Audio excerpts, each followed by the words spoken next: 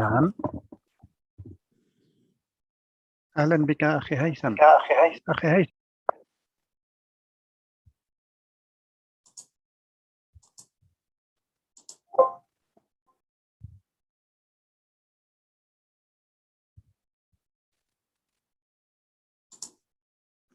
اللغة العربية بس. أي نعم. شكرا. مرحبا. مرحبا.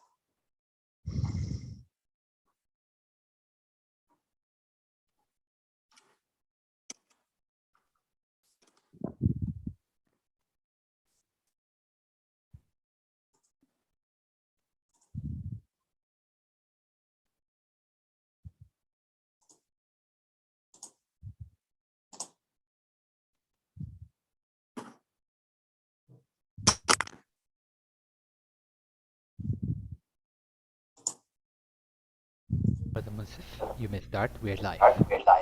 Assalamu alaikum. Ladies and gentlemen, dear Islamic Development Bank Vice President and valuable speaker, Assalamu alaikum. First of all, let me start by thanking His Excellency, the Islamic Development Bank Vice President Operation, Dr. Mansour Mokhtar, for honoring with his participation this important webinar. Thank you also for the Regional Center for Renewable Energy and Energy Efficiency, RECRE, for the co-organization with the bank of this event. As you know, access to affordable, sustainable, renewable energy are crucial and very crucial these days, and impact heavily country development. Because we need affordable electricity for our schools, hospital and business, we need energy for everything. Within this context, our event today will shed the light on the challenges and opportunity for developing renewable energy infrastructure in sub-Saharan African country in the post-COVID area. For that, we'll be discussing today with our valuable speaker. So we have with us Mr. Bello. Mr. Bello, who is alternate executive director of the Africa Group 2 at the World Bank Group Board of Director. We have with us also Dr. Jawed Al-Kharraz, who is the executive director of RECRE. We have also with us Mr. Khalid Sharbatli, who is partner group chief investment officer as the Desert Technology in Saudi Arabia.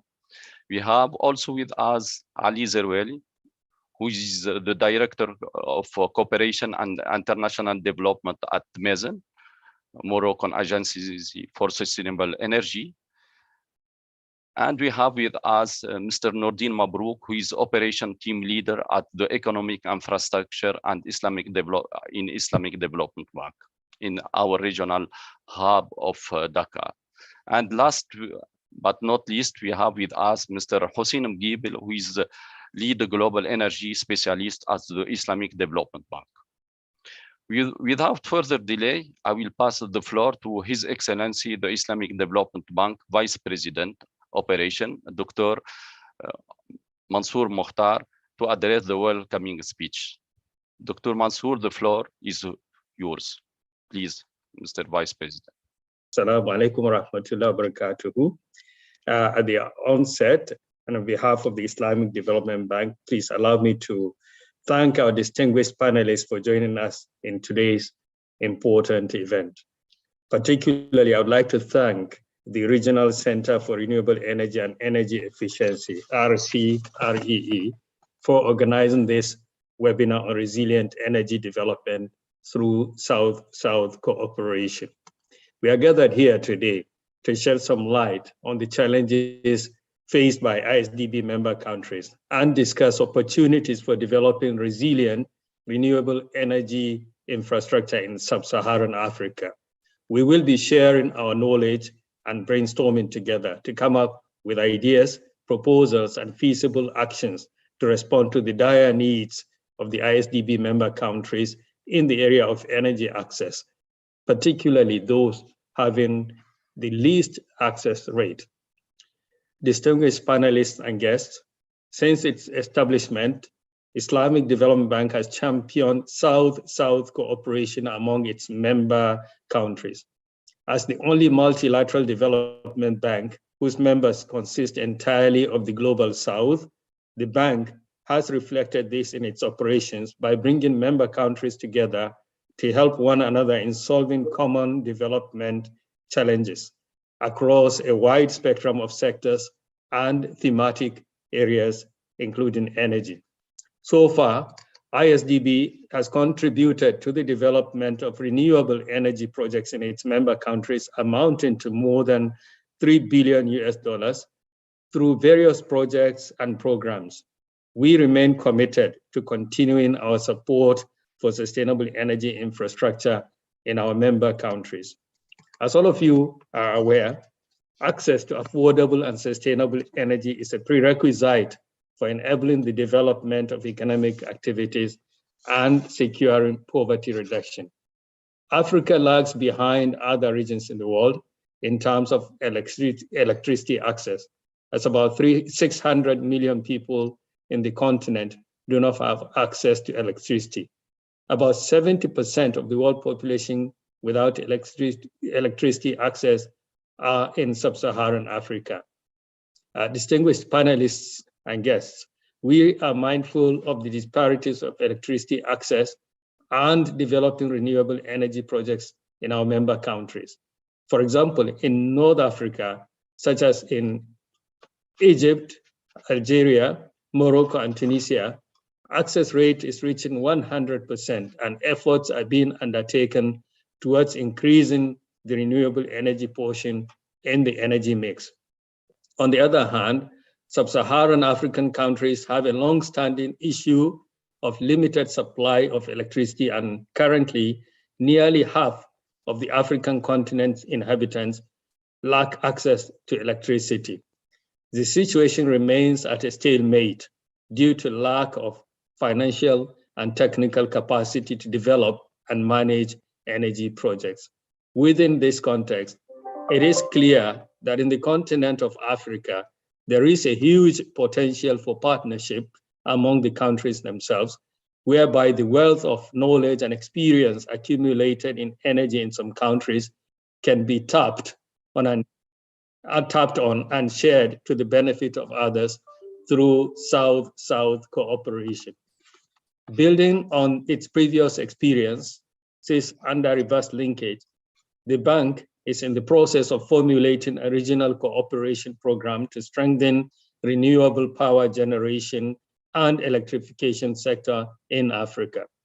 It intends to address the challenges faced by the member countries in efficiently supporting their electrification plans through the reverse linkage modality and the services and expertise of technical providers, through regional cooperation and partnerships, through private sector involvement in infrastructure investment, and through coverage of entire electricity value chain.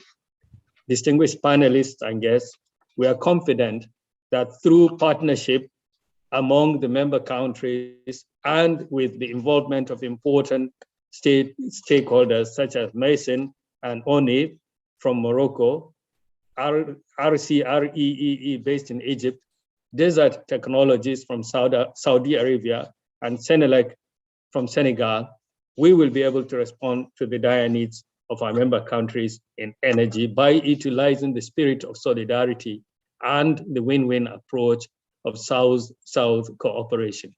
At the end, I would like to reassure you that the Islamic Development Bank will spare no effort in supporting its member countries to achieve sustainable and resilient access to sustainable, clean energy. Thank you for your time and wishing you fruitful deliberations at this event. Thank you. Thank you, Excellency, for these welcoming remarks. We noted from these opening remarks the importance of the partnership among member countries to respond to their dear needs in renewable energy by using the spirit of solidarity and the win-win approach of the South-South cooperation. Thank you again, Mr. Vice President. And let me start the intervention of our speakers.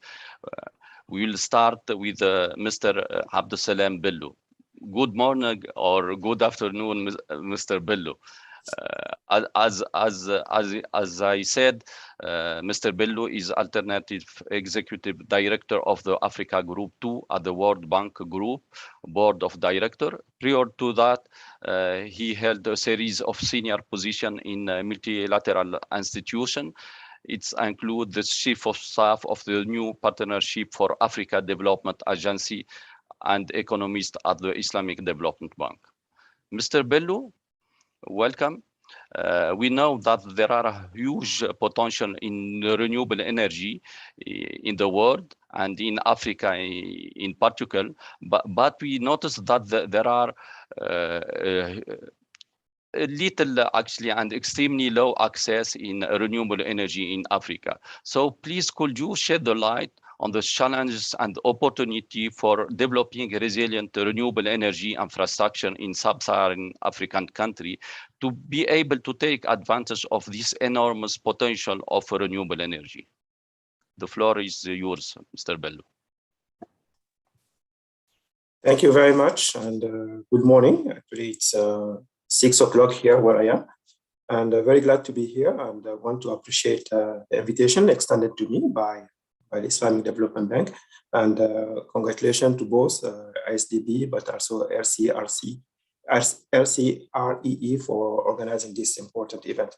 As you have said, Mr. Monsef, I think there are challenges and opportunities, and to reflect on what has been said by the Vice President earlier, looking at the population of Africa, it's about 20% of the world population.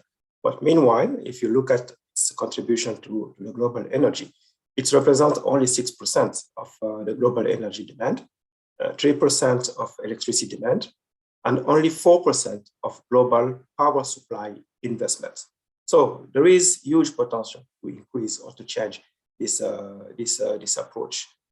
If you take the population of Africa today and you take out or you move South Africa population, you will have about 1 billion people across 48 countries in sub-Saharan Africa that share roughly the same generation capacity for a country like Germany, which provides energy for only 83 million people. So if we want to achieve and factoring also the population growth of the continent, should we need to achieve the SDG 7 universal access, we will need to double the generation capacity by 2030.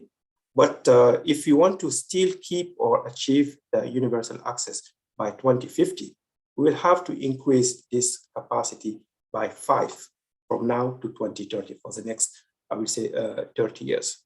Looking at, talking about the challenges and where do we stand today in terms of energy generation mix.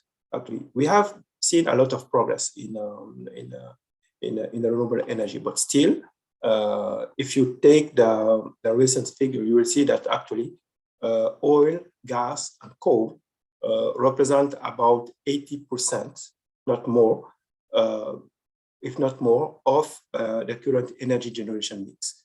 While hydro will be at about 7%, but the mix of solar and wind will be about 1.6%. So this is the level we are today. But still, the prospects, I will say, remain positive.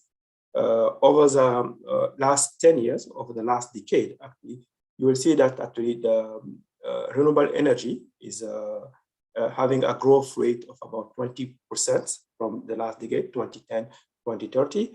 And current renewable capacity represents about 60 gigawatts, with a huge contribution, of course, of hydro. The VP also mentioned earlier about some countries that are almost 100% in terms of access to electricity, especially in northern Africa, but this also can be factored in terms of the renewable energy mix. You have countries like Egypt, Morocco in the northern part of Africa, but also take South Africa in other parts, or even Ethiopia, Kenya, are also those countries that are leading actually the game in terms of renewable energy supply on the continents. But we should not forget also those countries that are considered as smaller countries like Cabo Verde, Djibouti, Rwanda, Eswatini, that are putting also very ambitious renewable energy targets. So those are also the opportunity, the political commitment in terms of renewable energy in the energy mix. Looking at the financing, I will say that you will see that still taking the decade 2010-2020, actually the pace of the investment in renewable energy have increased, accelerated by 20-fold, reaching about $55 billion currently. But still, where do we see the most important investment? If you take for instance, in the solar energy, you will see that actually solar and wind are the one that are attracting the most investment, up to 2/3 of all investment. So there is, I would say, a good prospect in that area, but we need also to see how we can scale this up going forward on one hand, but also looking at how also to diversify those investments across region, across the continent. Because so far what we see, the distribution within the region have been, I would say, it's not a word I like using, but to some extent quite unequal. Looking at still taking the period 2010-2020, you will see that 90% of all the investment went to only 14 countries out of 35 countries in Africa. And you have countries like South Africa, Morocco, Egypt, Kenya, attracting 75% of the investments. So I think we need also to look at the opportunity to diversify this those investment, and that's where I think the South-South also partnership will be very critical. How? The VP mentioned the partnership. I think we should also tap into the comparative advantage of some institutions like the Islamic Development Bank that have also developed very good, strong platform, the reverse linkage for the South-South partnership and cooperation. And I believe that there are opportunities in that area by tapping also of the development of the regional economic communities, which are also supporting the power pools, the regional power pools. I believe that those are the areas where we can look at the opportunities to scale up the renewable energy mix. We don't need to put platforms in each country, but leveraging on those regional platforms will also help scale up those investments. But also, I think other opportunities I will see going forward is how to help also countries develop or put in place the necessary reforms to attract the private investment or even public investment on the renewable energy going forward. And I believe that positive lessons from some regions in across southern countries as it can also be looked at and see how they can be not only translated but also adapted to some realities, I will say, in Africa going forward. And I will end by also talking about the capacity, especially on the human resources.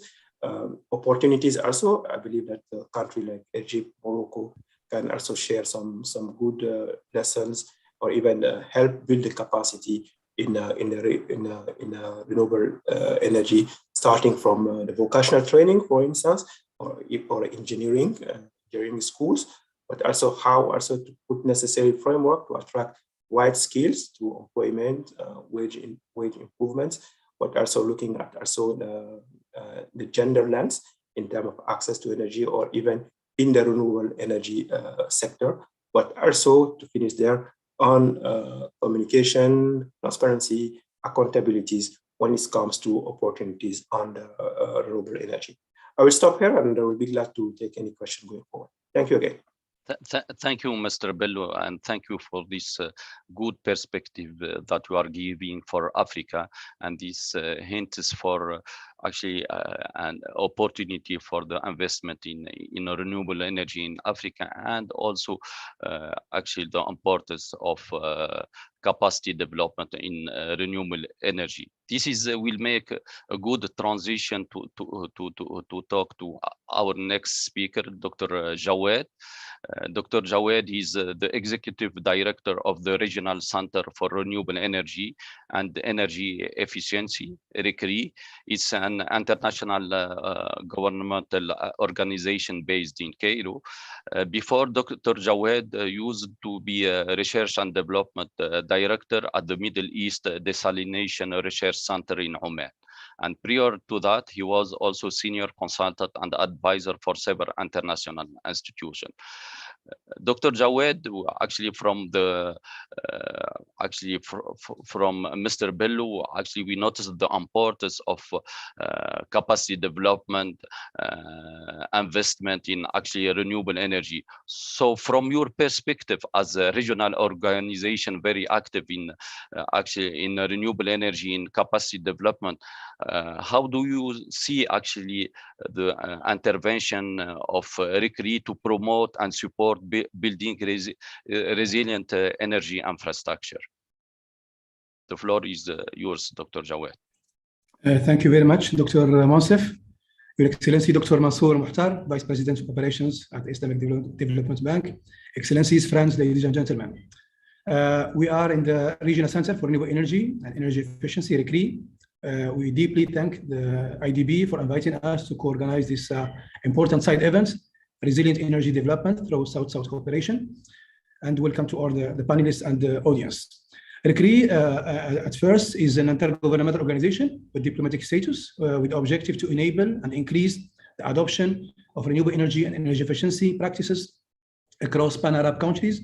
RECRE also is the official technical arm institution of both League of Arab States Energy Department and Arab Ministerial Council for Electricity. So we team up with government, international organization, international financial institutions, private sector via several forms of partnership to initiate and lead clean energy policy dialogue strategies, technologies, and managing the facilitation of renewable energy investment platforms and capacity development, as mentioned by Dr. Monsef, in order to increase Arab state share of tomorrow's modern energy solutions. So we have right now 17 Arab countries on board. We strive to lead in renewable energy and energy efficiency initiatives and expertise in all Arab states. So we contributed also in 2018 to the Arab Sustainable Energy Strategy 2030, together with League of Arab States, which focused mainly on increasing the share of renewable energy, improving energy efficiency, and ensuring access to modern energy services. As you know, the renewable energy in the Arab region, North Africa, is becoming mainstream, particularly in the power sector. We have ambitious target, as mentioned by Dr. Abdul Salam. Investment in Arab countries over the past decade in solar and wind projects exceeded $17 billion. There is clear commitment to embrace strong forward-thinking policies and capture the immense value of renewable energy business and cross-border interconnections. Several of renewable energy support policies and financial instruments have proven to be effective in the region. Examples are competitive bids, auctions for utility scale projects, which resulted in competitive renewable energy electricity prices. Our analysis in RECRE shows that there is a clear pan-Arab commitment to embrace strong forward-thinking policies.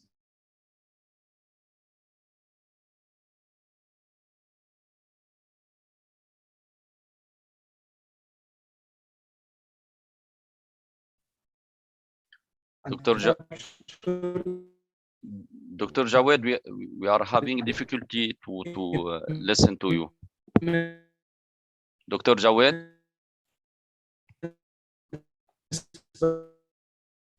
Dr. Jawed? Vast sustainable energy potential and investment environment. Sorry, yeah. We were having some difficulty to listen to the last couple minutes. Hello, do you hear me?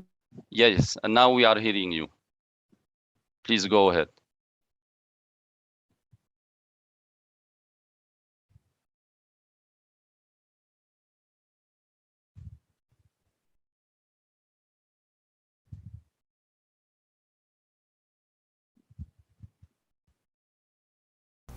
Brother Mansif, I think Yeah. Brother Jawed got disconnected. He must be joining in soon. Okay. Since we are having some difficulty with the connection of Dr. Jawed, we'll go to the next speaker, Mr. Mr. Khalid Sharbatli, Partner Group Chief Investment Officer in Desert Technology based in Saudi Arabia. Welcome, Dr. Sharbatli. Actually, as I said, Mr. Sharbatli is Partner Group Chief Investment Officer at Desert Technology. He's an investor and influencer of sustainability. He used to be advisor of different company, and actually he developed partnership and project over more than 25 countries. So my question for you, actually, as a private perspective and the private company, so what should be the role of the private sector to ensure a resilient energy infrastructure, and what will be the best model to partner with the public sector in renewable energy from your perspective, as you are very active in renewable energy in the region? Please, the floor is yours. Thank you, Mr. Munsif. First of all, I would like to thank the Islamic Development Bank and directly for really organizing this meeting. Thank you to all the attendees.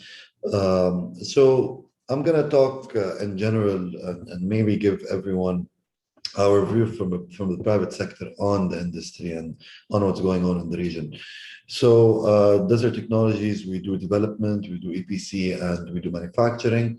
So I've been exposed to all three fronts, whether as a supplier, as an investor, or as a service provider on smart infrastructure in general, which also includes electric vehicle infrastructure, solar, wind, and energy efficiency.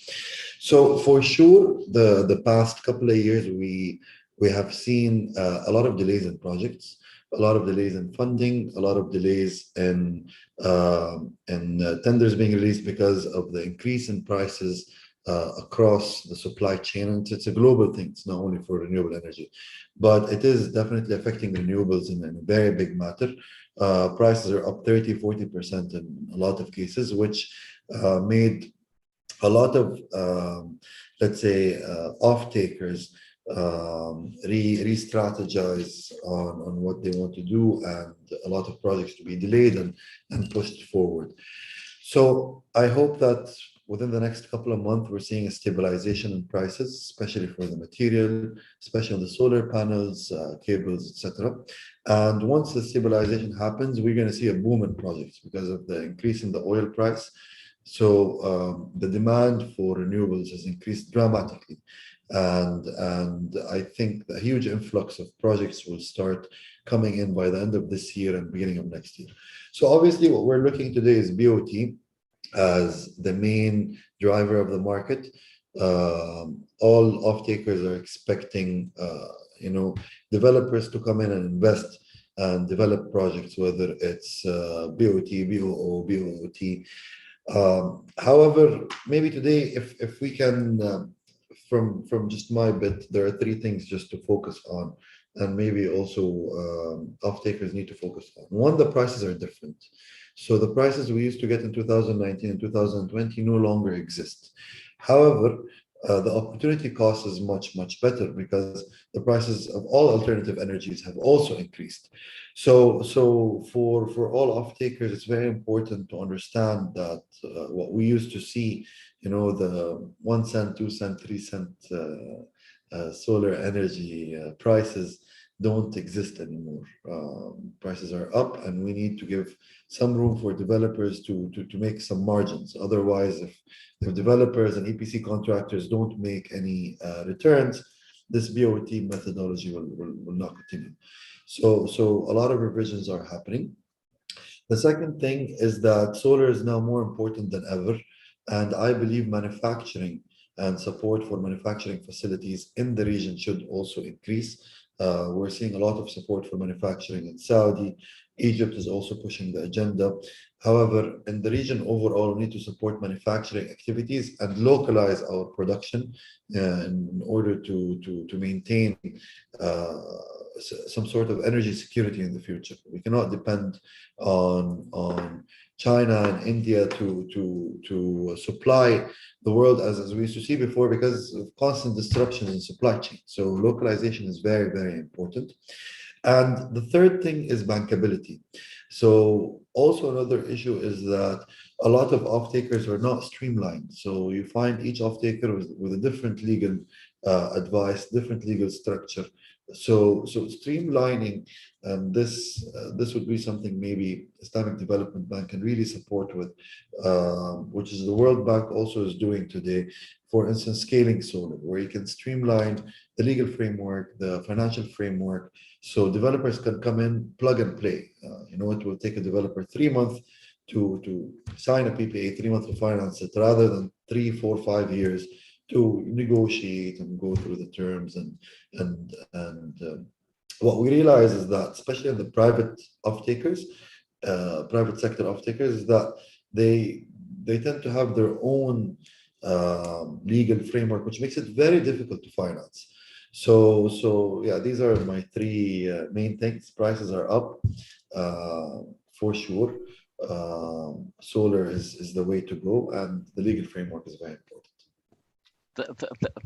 Thank you a lot for this actually clarification, and we notice actually the importance of streamlining renewable energy actually to enable the private sector player actually to be more active and active in renewable energy. Thank you. Maybe if I may, Mr. Munsif, I have a question to Mr. Khalid. Please go ahead. On the first point, very important point you have highlighted related to the debatable topics on the increase of the renewable energy prices versus decrease of that, and governments and private sector. There is this debate that the governments are expecting the developers to accept low prices. How do you see this perception in terms of promoting the private sector to be in the market and accept higher price compared to the conventional generation? Still this debate about the argument about competitiveness of the renewable energy compared to the conventional generation options. So how do you see and how to compromise between the requirements of the private sector and the public sector? So the most important thing is to have a sustainable framework. Okay, and now I'm talking in general. I'm not specifying a specific offtake. Okay, an offtaker must create a sustainable environment where companies can operate. So with everything that's happening, inflation all around us, whether on currency, whether on the product, services. So inflation does exist, and what I'm not seeing very clearly is that off-takers are still expecting developers to go back with the same prices as if inflation doesn't hit developers. So the projects, this race to the bottom, where also I blame some developers for taking the prices so low that it is no longer sustainable for medium-sized and small-size renewable energy power plants to be developed, right? It is very difficult to develop a 10 mega, 5 mega, 15, and to reach our electrification goals, we need to develop more and more of these small plants, not just focus on 300 mega plus, which okay, you're going to get a great price. However, the infrastructure to be built around such power plants is very difficult, especially if you take some African countries, right? Where, take for instance, a country in sub-Saharan Africa where you have a total grid of 3 gigawatts. How am I going to do a 500 megawatt power plant? It's just it's not feasible. You need to do smaller power plants. And the current models that are being used are not sustainable for the small players, which should constitute 70 or 80% of the market. So the prices need to be sustainable. They don't need to be extremely high. However, in just a matter that you know, we go back to 10 to 20% IRR on these projects. Today, you're looking at 0% IRRs. If you look at some projects are also negative, which is absolutely not sustainable. So just really what I'm promoting is building a sustainable framework of operation. And that's what really it's alarming to see the race to the bottom, where large developers are bringing the price almost close to zero. How is this market going to grow in the future, right? On one last point, which I didn't completely mention, with the increase in prices, we are still much more on the renewable energy side, much more efficient and cost effective than traditional energy power plants. So just to answer that specific bit. Thank you. Thank you for this clarification, and thank you, Hossein, for this follow-up question. Maybe actually I suggest to go back to Dr. Jawed, who is connected again to us. Unfortunately, he was disconnected for actually a connection issue. Dr. Jawed, please. Thanks a lot, Dr. Monsef. Sorry for the disconnection problem. I'm not in my office, so it wasn't, but the problem is solved, hopefully. Thank you very much. So I was trying to mention some of our efforts in the Arab region and also in Africa. I wanted to highlight that public-private partnership and corporate sourcing of renewables captive market are getting increase in interest in North Africa and the Arab region. We supported many Arab African countries in developing their national energy efficiency and renewable energy action plans, like in Egypt, Sudan, Djibouti, Somalia, and currently Libya. We cooperated also with Risk for Africa Foundation to carry out capacity development on microgrids, which we see as of high importance for the development of the power system in Africa. This kind of capacity development included several modules and addressing, for example, introduction to microgrids, rural community needs and demand assessment, also basic component of decentralized energy systems, all aspects of procurement, equipment, material sourcing for microgrids, business models as well, and micro project financing, etc. The key takeaway of these experiences with African countries, that each country has its own context and specificities, which entail considering innovation on the policy options and regulatory framework to be adopted. In a different way to explain it, there is no one size fits all approach, and we need to innovate also in the ecosystem for a conducive business environment. Ladies and gentlemen, in RICRI, we are willing to contribute to the regional cooperation program for renewable energy in Africa of the Islamic Development Bank. We confirmed the interest to be part of this important program and to participate to it using the South-South cooperation spirit of the reverse linkage. There is an urgent need for the deployment, diffusion, transfer of the renewable energy technology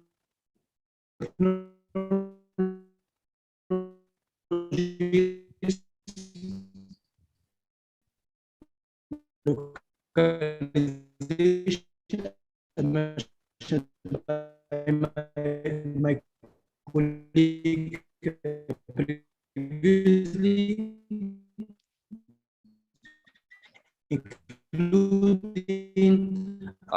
I think we are not technologies hearing. based on principles of accessibility, affordability, appropriateness, and adaptability. Do you hear me? Yeah, we Hello? hear you. We hear Do you hear me, now, Dr. Monsef? Now, yes, now we are hearing you. Please go ahead, Dr. Jawed. Maybe I suggest to switch off the camera, maybe. Dr. Jawed, we are not hearing you anymore. Sorry. Do you hear me now? I switched off my Yes. camera. Yeah, I think Yes, that's it's better. Okay. Go ahead. So I said most of us, we are at the stage where we realize that our society, since the COVID-19 emergence and the current war in Ukraine, are not nearly as resilient as we thought they would be, casting doubts on many of our lifestyle choices of the past. As our economies are facing recession, to build back stronger, we now much invest into global scale deployment of renewable energy. We need to energize resilience, despite being hit by economic downturn as well, mostly through supply chain disruption and staying at home policies, reducing available workforce. Preliminary insights suggest that the renewable energy sector is comparatively stable. So there are very good reasons to invest more into renewable energy. Renewable support healthcare in many rural regions in Africa. Solar home, decentralized energy systems are now the backbone to keep essential services online. Solar irrigation pumps, for example, can increase local agriculture produce and shorten food supply chains. And they create comparatively more jobs along the whole value chain as fossil fuels. In Kenya and Tanzania, and the informal sector is an essential part of the economic activities, with many people in lower income households relying on its services for food consumption, goods, etc. The increased energy security and increased saving from fossil fuel imports. Many countries in Africa have to import a large share of their energy demand despite being rich in renewable energy resources. Renewable systems can produce electricity at much more stable prices than any fossil fuel-based energy generation, preventing strong energy price fluctuation, like the current situation impacted by the war in Ukraine. All in all, investing a significant share of COVID recovery packages into renewable energy deployment is a win-win strategy for resilience and economic growth by improving health services, securing food supply, improving job and energy security, saving money from fossil fuel import, and etc. Despite the abundance of indigenous energy resources in Africa, energy systems in the region have become increasingly brittle over the past decade. Millions of people don't have access to affordable and reliable energy services, which results in severe constraints for economic and social developments. Millions of households in the region are still not connected to the national grid. This is particularly true for Sudan, for example, where only 40% of population are electrified. Finally, Africa can go on a much faster track to create a sustainable energy system that serves development needs, reaping the benefit of new advancements and emerging technologies such as green hydrogen, e-mobility, etc. Thank you very much. Thank you very much, Dr. Jawed, for this intervention. And also we notice from that actually, as you said, there is no one size fit all, but there is customization is required. But thanks to actually to the wealth of knowledge available in the region, there is possibility of transfer of this knowledge, and there is possibility of actually developing the capacity actually through regional cooperation. Thank you a lot. Actually, our next speaker is Mr. Ali Zerwel. He's the Director of Cooperation and International Development in Mazen. He is also Vice President of the Africa Commission at the General Confederation of Moroccan Enterprises and President of Green 2S International Commission. Mr. Ali, welcome. Actually, could you please explain to us how Mazen actually is leveraging on its experience to support the development of renewable energy in sub-African country, sub-Saharan African country? Sorry. Thank you, dear Mr. Soudani Monsef, for inviting me here today. I'm delighted to participate with you to this important event. And it's not easy to intervene after such brilliant speakers. And so globally, what I can retain, and I just landed just a few hours ago this morning from Kigali in Rwanda, where we had the EC4ORB annual event. And this topic of South-South cooperation and how Africans can work together in order to halt their destiny and to accelerate the development of renewable energy for their economical and social development was one of the cornerstone of this event. So globally, and it's in line with the commitment of Morocco and Mazen towards the development of South-South cooperation to accelerate all this dynamic of renewable energy in Africa. So in Morocco from 2016, we have developed more than 15 bilateral cooperations with mainly with African countries, and it takes several forms like technical assistance, capacity reinforcement, project development, and investments in some cases. And in the continuation of this bilateral cooperation, we have developed, I think, two main cooperations, with one that is called the Coalition for Sustainable Access in LDCs and ODCs, So it was launched on the side of the UN General Assembly in 2019, and now we are working hard because we had 2 years of hold during the COVID period. We are working very hard in order to create the legal body of this coalition and to launch it by the COP27 in Egypt. So the objective of this kind of commitment toward and the African or the South community is to facilitate the interactions and the comprehension between the existing initiatives in one side and all the countries, African countries on the other side. They have many needs, and most of the existing initiatives are tackling exactly the same needs. So in order to better dispatch how we can effectively address all the southern needs, so this is one of the role of the coalition. The second role is also to strengthen the South-South cooperation, and it's a coalition that is exclusively based on this principle of South-South cooperation in order to develop synergies between countries. And as my colleague from Desert Technology said, one of the role will be to see how we can locate a part of the industrial value chain in the southern countries. We have blessed with renewable energy, and maybe we are also blessed with the fact that we cannot export our wind or solar and then transform it into electron and re-import it, like it's the case for most of the African countries when it comes to gas and oil. So now with the renewable energy, we are quite obliged to have this process of transformation of natural resources in the Africa. So the objective is also to have beside it the value chain, the industrial value chain, and we have many heavy industries like steel, glass, aluminium, cement, etc., that need a lot of energy, and also green and hydrogen. So the objective is for this coalition is to try to bring together the southern countries in order to develop an industrial value chain in the southern area. And last and not least, I would like to mention that we have, because we are requested by many African countries to share our experience and to assist them in developing their renewable energy program. And with ISDB, we have identified two main bottlenecks. One is the capacity building, the lack of know-how in order to be able to develop all this kind of renewable energy program.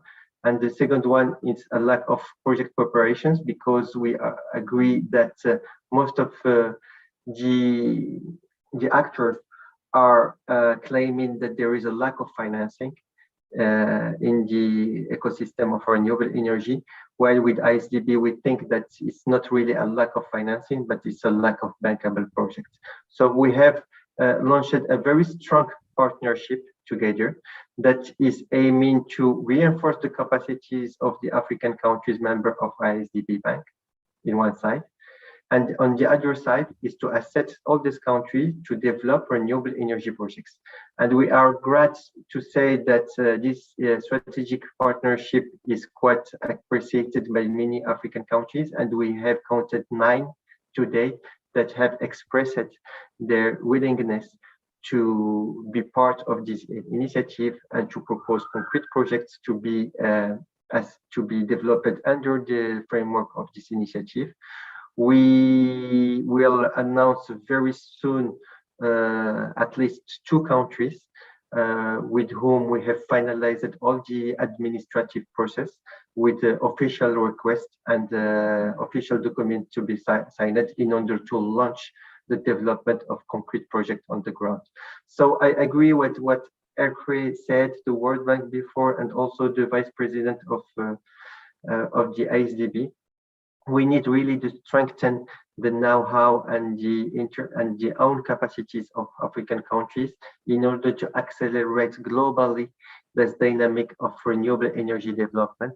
And without this kind of commitment that is much appreciated, and I mentioned the example of ISDB, but I could also mention the example of the World Bank, we cannot achieve all the SDG 7 goals and leave no one behind in Africa. So thank you for all these kind of actors that are taking their responsibilities like ISDB to contribute effectively on the ground to achieve this SDG 7 goals and leave no one behind. I will stop here. Thank you. Thank you, Mr. Ali, and thank you for this very active networking role that you are playing in Africa to support sharing actually amazing expertise in renewable energy on the basis of South-South cooperation and regional cooperation. Thank you very much. Our last speaker, but not least, is Mr. Nordin Mabrook. Mr. Nordin Mabrook is lead global energy specialist. Actually, he is operation team leader at the economic infrastructure in Islamic Development Bank at our hub of Dakar. Prior to joining the bank, Mr. Nordin Mabrook was product manager at Tractable Engineering. He was also engineering division manager at the Tunisian utility company STEG. Mr. Nordin, actually the Islamic Development Bank is currently building on its previous experience under reverse linkage and South-South cooperation to formulate a regional cooperation program to strengthen renewable power generation and electrification in Africa. So could you please shed the light on this experience and introduce for us the planned regional program and the formulation? The floor is yours, Mr. Nordin. Yeah, thank you so much, Moses, and thanks to all the speakers who really highlight sort of very important things. As our Vice President said at the beginning, that the bank, since inception, invested almost $3 billion in renewable energy. This is quite important amount. However, if we see the repartition of this investment was not really in Africa, let's say. It was spread over the Islamic countries. Few of this investment was in sub-Saharan Africa. This is highlighted also by our guest today, the Brother Bello, who emphasized on the importance to mitigate this or to make the investment to all the member countries, including sub-Saharan countries. The bank did a lot of projects and also programs before, based on its own financing directly to the member country and driven by the demand of the member countries. In 2015, I remember we launched the report program where we intend to build renewable energy or project for the rural area mainly. Many countries benefit from this program, Burkina Faso, Mali, and some other countries, Senegal also, they have ongoing projects. However, we noticed that the pace of implementing this project was not as expected because of some important factors. I think Zerwani also highlight this. The capacity of the member country to implement this project, to prepare this project, to make them bankable and to attract investment very well. That's why we work with our colleagues here to tackle all these, let's say, in the member country and to make sure that the projects we're going to develop are first of all, bankable project and sustainable and resilient project.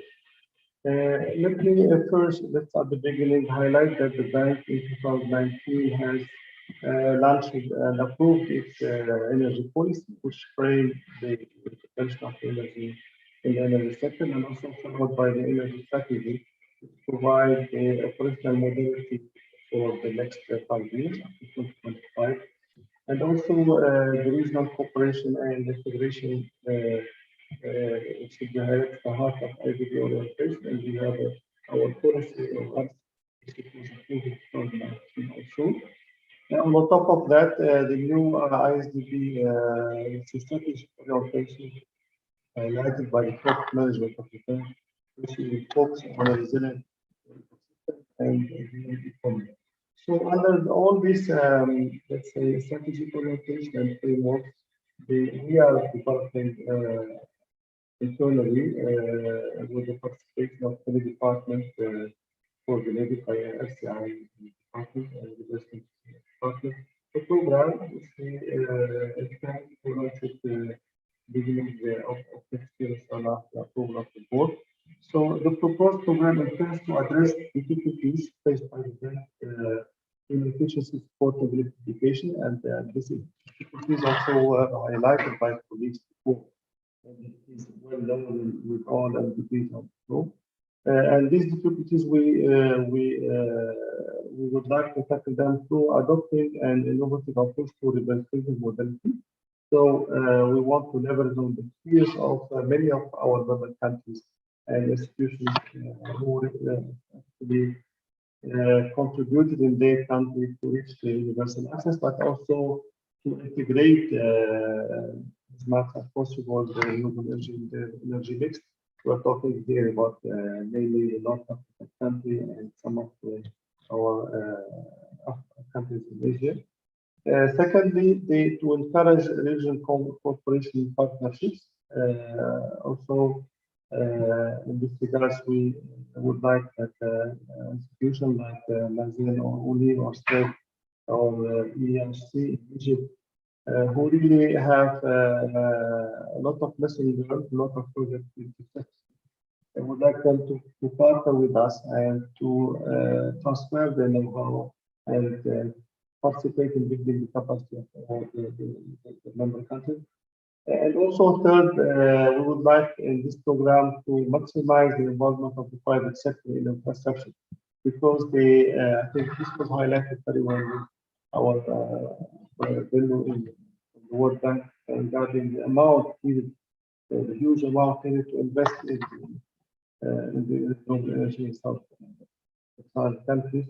So with normal financing and sovereign financing, we cannot and fulfill the needs of all these member countries. So the involvement of private sector through these schemes will be very much encouraged in this program.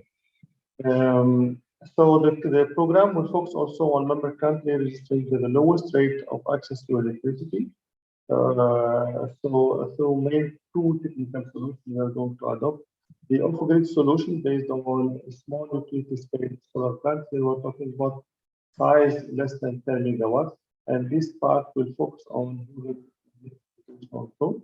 I think our colleague Sarbati also highlighted the need also to look at this small scale rather than big scale, because in Africa most of the population is still living in the rural area, and with the absence of the connected network, we cannot really build on the large scale. But the off-grid solution is a key technical solution to increase the access to electricity. Of course, the second solution is the large utility scale solar plant, where we will focus on the countries having really good connected network and able to dispatch and distribute this amount of energy. So the goals of this program will be first to contribute to reaching the target electrification rate, universal access by 2030 in ISDD member countries by providing sustainable, renewable, and affordable green electricity to household, commercial, and industrial enterprises, and promoting productive activity and health facilitation, source, and economic service. Second goal is to enhance the affordability of electricity access by employing competitive renewable electrification solutions, leading to reducing the cost of electricity supply and therefore raise in connection rate. Third, it is to support the capacity development of main stakeholders. Is the key role of the technical partners who are going to embark them in this program. So is to really look at the needs in terms of capacity, technical capacity of all stakeholders in the country, and prepare and implement a good program for them. And fourth is to enable green economic growth through enhancing the low carbon energy access and place of green jobs. and local renewable energy business. This is again in terms of localization. This has been highlighted by the other speakers that we have. Really make local activity very important in the business of making projects, able by taking smaller technologies to manufacture some of the components, or also to in terms of maintaining, operating, and keeping the information in good condition with local expertise and local people ready to do these services. So the program, in particularly, will focus on, will target to build and implement 10 large utility scale, which we are talking about more than 50 megawatt, wherever it is applicable in the country. Mr. Nordin, could you speak loudly to hear you? Yes. Sorry. The specific objective of the project is to build at least 10 utility large-scale projects with more than 50 megawatt in capacity. Also, at least 10 small grid off-grid solutions. We're talking about 10 megawatt capacity. At least to create or supporting the creation of 20 micro-enterprise specialized in electricity works, and to train and to build the capacity of at least from the country sector stakeholders. So this is in a nutshell the program and its objective and its target. And we count on the participation of our partners to help us in developing this project and make them attractive, bankable, and attractive for the private sector. Just the last, would like to say that we are preparing a workshop to be held in Dakar before the end of this year to present this program. We'll invite most of the member countries that are eligible for this program, plus the technical partners. The workshop will be an occasion to present, to discuss, and to improve, let's say, the concept, which will be presented to our board of next year, and then implementation will start in June. Thank you so much, Monsef, and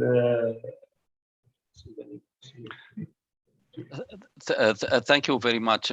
Maybe before opening the floor to have a quick actually reaction from the speaker on this actually proposed renewable energy program, just I would like to ask you how this planned actually renewable energy program will support enhancing the resilience of the energy infrastructure financed by the Islamic Development Bank. Could you clarify that, please?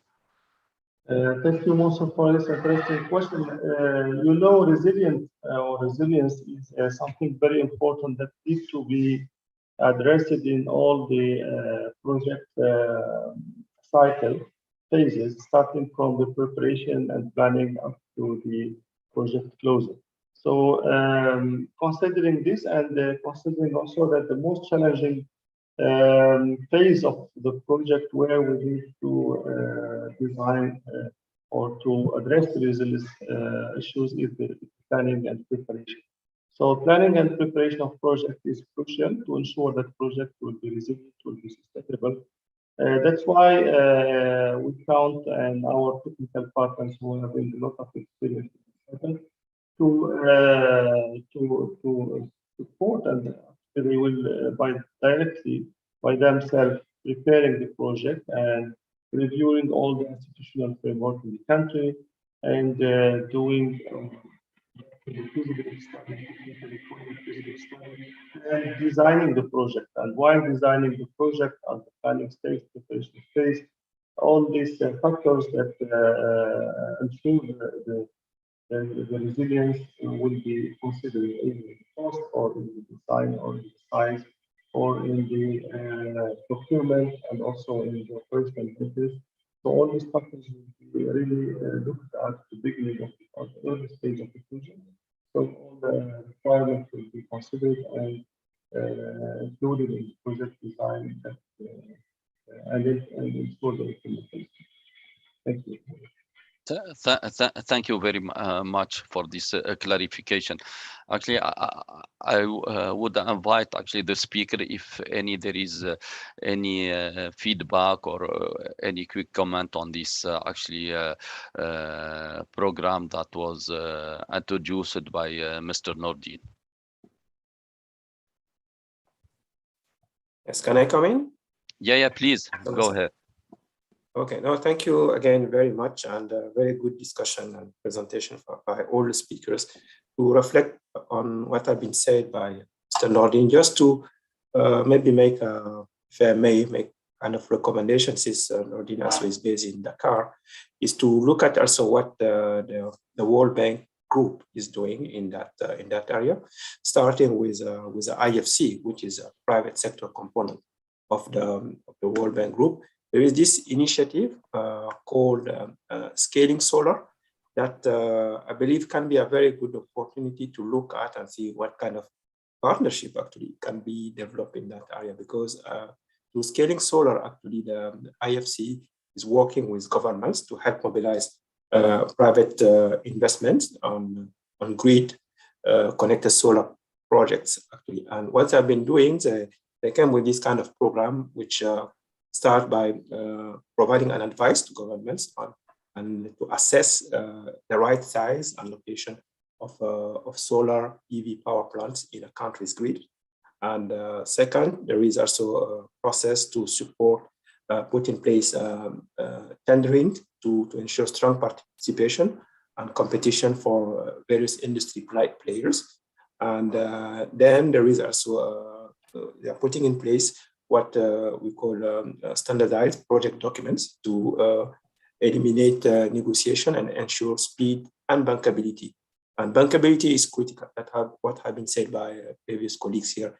We cannot just come with a project that cannot be bankable or with a very weak project document. So this dimension also remain critical.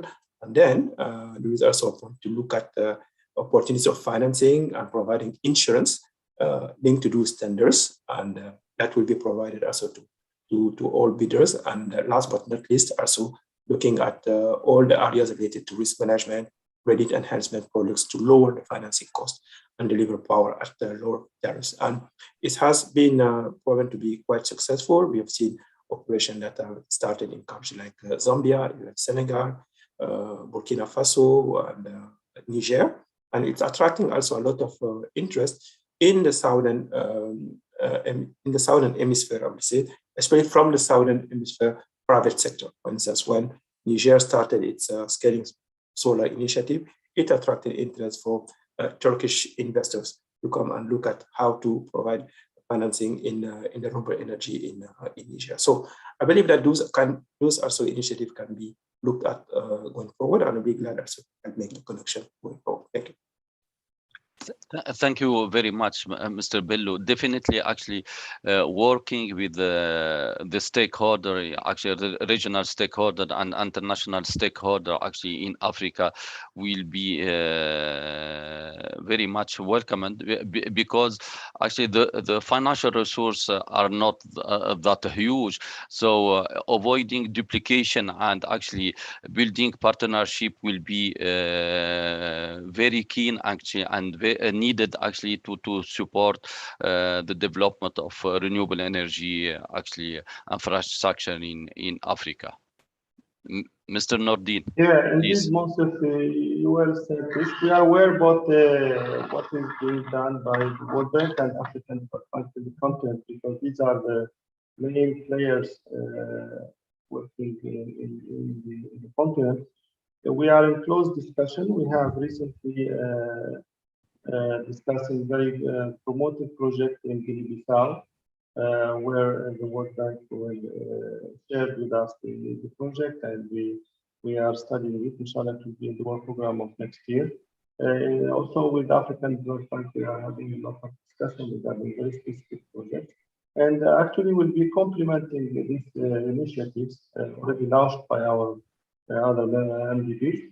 Will not be competing them, because we are having very innovative approach, which include the partnership and the the contribution of the technical partners as well as knowledge provider and as supporting the implementation of the project. So we'll be very happy to implement what is being done by other entities and complement the efforts to reach the goal of the Nobel Council for the Universal. Thank you. Thank you, Nordin, for this clarification. I don't know if there is any question or follow up from actually from the speaker or the audience. If I may, please go ahead. To Mr. Ali, if the main two areas for Madden exchange of experience related to capacity building and project preparation, how do you see this? Also, the regulations development of the country to attract the private sector also help in addressing the project's preparation. So the link between development of regulations or the project's preparation, how do you see from Mazi's point of view, from your experience in the African countries? Should we start by the project's preparation or development of regulations? Mr. Ali, please go ahead. Do you see me? Yeah, Yes. we hear you. We hear you. Yeah, we see you and hear you. Okay. So thank you for this question. And Mr. Hussein, and indeed for me, I think the key is the regional and cooperation and continental cooperation. And why I say it's key for the development of renewable energy, because one of the pillars of this cooperation is indeed to converge the legal framework. From my discussions with different IPPs and main investors in the field of renewable energy, what they say is that it's quite difficult for them to focus on one region. Let's take, for example, West Africa, because you have 16 countries with different legal framework. So it means multiple efforts in terms of due diligence for them. And for example, in terms of electricity trade between these countries, there is no one market, common market, like it's the case in US or in Europe, but it's an addition of 16 markets. And there are some trades of electricity, but it's only bilateral. So you will have a trade between Togo and Ghana, Togo importing from Ghana, or Burkina Faso importing from Ivory Coast. But if you want to set up a facility in one country and then export your electricity to several countries, it's not possible because of this lack of legal framework. So regarding your question, I think that if we want to really stimulate the development of renewable energy in Africa and to accelerate this dynamic, we need more South-South cooperation. And one of the outcomes of this South-South cooperation, or the first outcome, should be to have a convergence in terms of legal framework. And this is exactly, for example, what aims to do the Coalition for Sustainable Energy Access, is to bring all the southern countries around one table and to find what kind of synergies we could create in order to leverage the opportunities regarding renewable energy. Thank you. Thank you, Mr. Ali. So I think enhancing South-South cooperation and leveraging on South-South cooperation is very much needed in order actually to streamline the policy regulation among the countries. And this will allow actually a second stage to enhance actually cross-border cooperation between countries and taking full advantage of renewable energy in terms of investment and also in terms of transportation, because some country they have energy, and maybe they can share it actually with others. And here the role of policy regulation and enabling environment will be needed actually to ensure such actually cooperation among countries. Mr. Nordin? Yes, also thank you. I have a question to our guests, all of them actually, regarding the institutional setup in our member countries. Because we notice that different countries have different organization in their, let's say, institution looking or developing the project. Some of them they have specified agencies, some of them they have the Ministry of Energy who is doing this activity. Some of them the utility company, which is at the same time is the off-taker and developing renewable energy project. So we have different organizations among our member countries. For you as developers and for Bello as a financial institution, how do you see the best setup organization that should be implemented by our member countries to speed up the pace of new projects? Sorry, Nordin, could you repeat the second half of the question is about the most suitable setup in terms of organization in member country that can speed up the pace of implementing projects. Thank you. So maybe Mr. Bello or Mr. Ali or Mr. Sharbatli, do you have any feedback on this? Any input?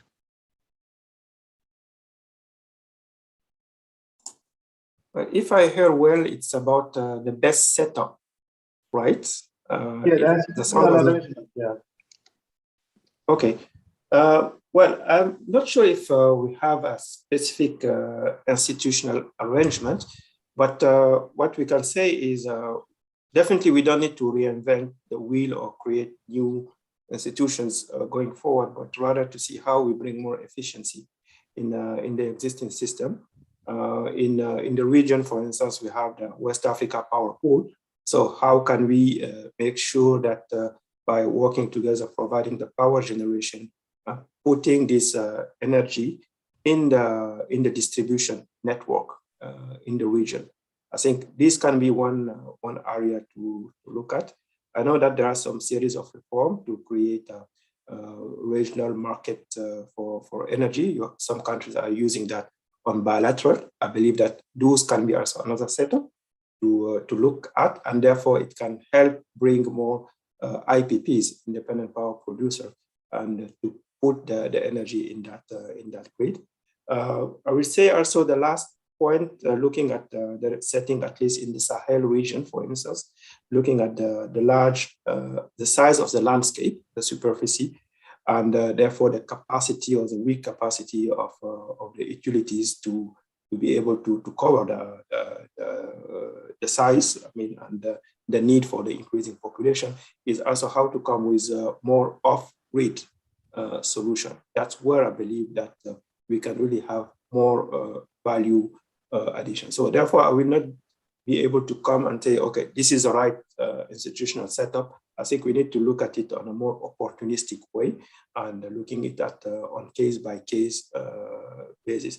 I know that, for instance, in the Sahel, there is Alliance Sahel, and which brought also a lot of partners, development partners, like the French Development Agency, like the African Development Bank, World Bank, etc., looking at those kind of off-grid solutions in the rural area in particular, because we should not forget that most of the population on the continent, they live actually in the rural area. So providing the off-grid solution sometimes can be the most effective way to tackle and to address also the SDG 7 going forward. I will stop here. I don't know if it addressed your question, but the perspective I have on this is that.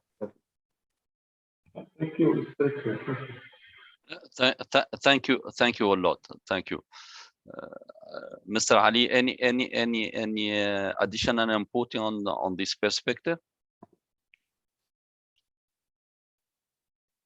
In reality, I didn't really get the question of Mr. Mabrook because I didn't hear it.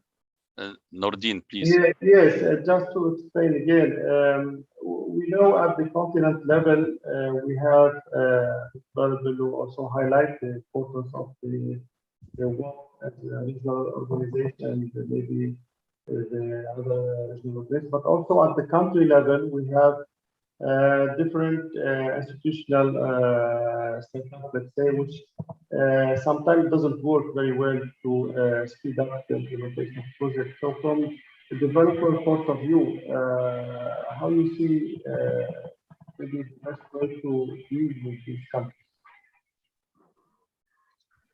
So you said there is no common institutional, because the sound is not good.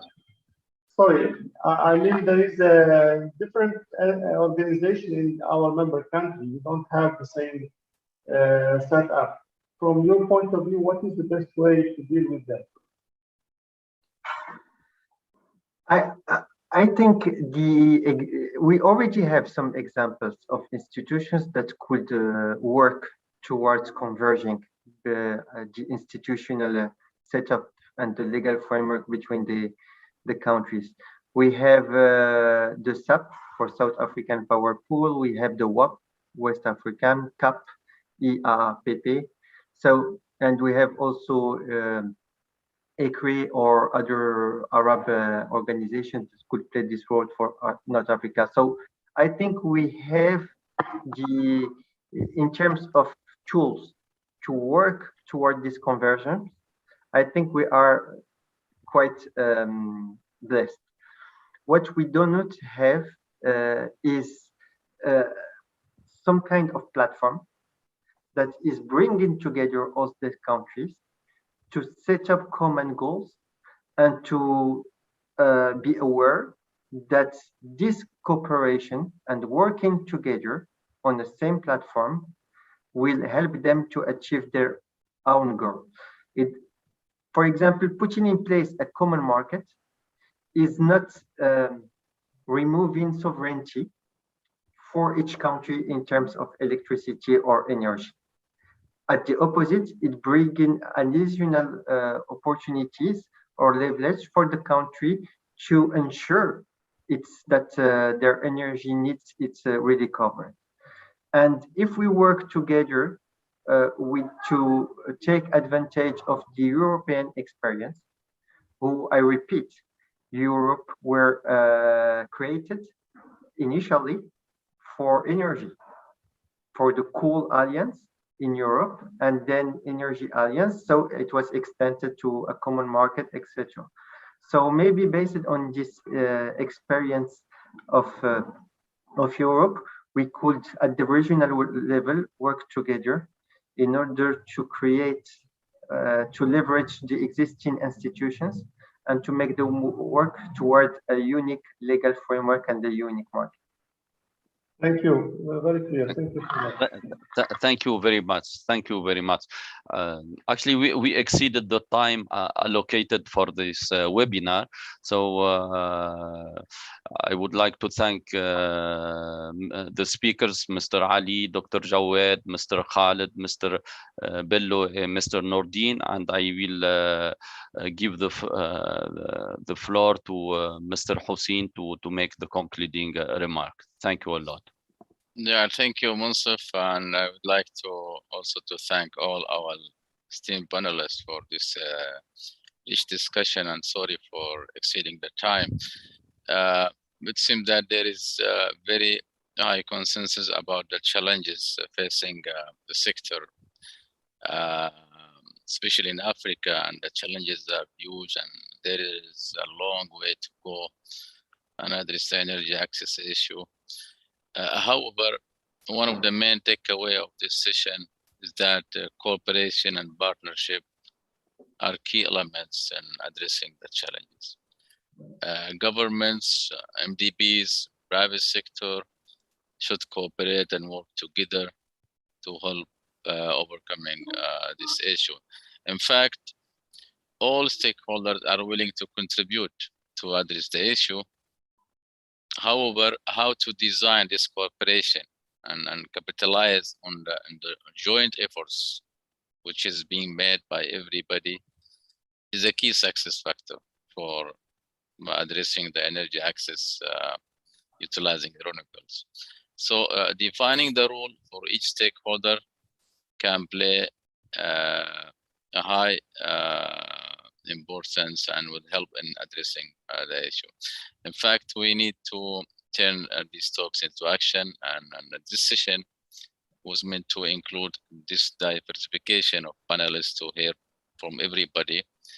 And this is a start, and we need to keep the link for addressing or for designing the proper programs that includes the contribution of everybody.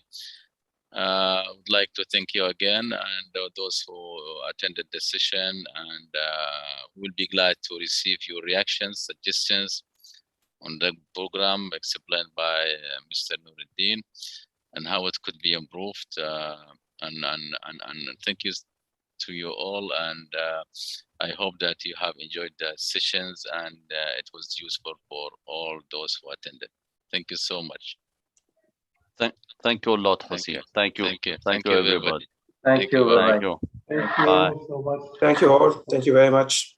Thank you. Bye. Bye-bye.